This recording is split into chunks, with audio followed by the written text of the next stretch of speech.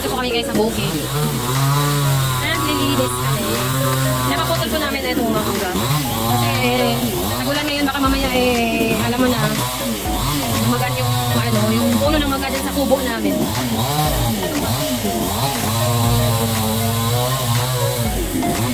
Stop it. Get some help.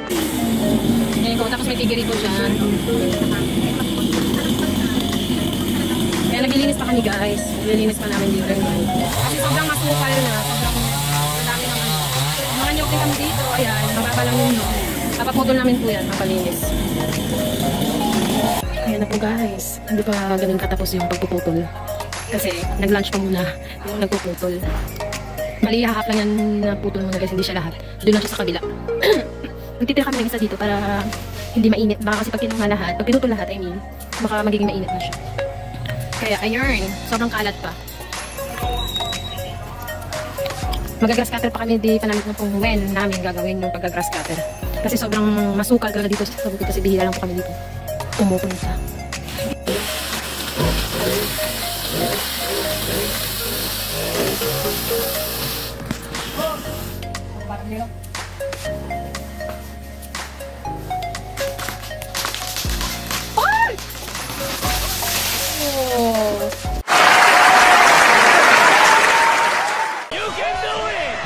Amazing.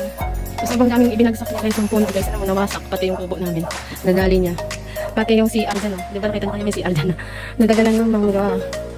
Ganun talaga. Ayan. Hindi pa yung tapos guys. Nadali na yung kubo namin yung dulo. Tapos yung CR na as in wasak. Kailangan na talaga ito palitan guys. Papalitan na ito kasi. Kaya ganun. Dami namin lilinisin. Dami namin lilinisin. Hindi pa ito tapos guys. Puputulin pa din yung kabilang mangga. Inon na lang muna yan. Actually, ang dami puputulin pa dito May ibang uno dyan. Ang dami pang gagawin. Sobrang dumi na kasi Yan na guys, ang nangyari. Naputol naman yung mangga pero grabe yung kalat. Ayan.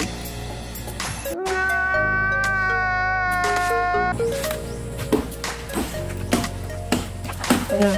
Nagpapakuan ko yung mangga. Ito na lang yung tinira namin. Napuno.